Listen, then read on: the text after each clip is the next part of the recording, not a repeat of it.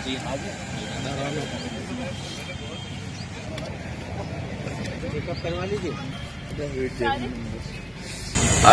हकीम अजमल साहब का योम पैदाइश है, जो योम यूनानी के तौर पर भी अब पूरी दुनिया में मनाया जाता है आलमी। तो इस मौके पर हमारे कॉलेज ने ये एक नया प्रोग्राम शुरू किया है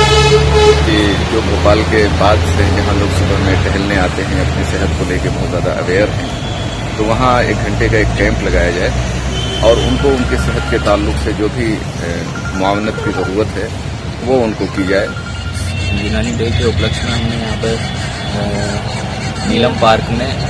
एक हेल्थ चेकअप कैंप रखा है, जिसमें हमने सभी यहाँ पे जो सुबह सुबह मॉर्निंग वॉक के लिए जो आते हैं और जो एक्सरसाइज वगैरह के लिए यहाँ पर आते हैं, उन सभी का हमने ब्लड प्रेशर चेक किया है, उनका BMI चेक किया है, प्रिवेंशन के लिए बताया कि आपको बीमारियों से बचने के लिए क्या करना चाहिए।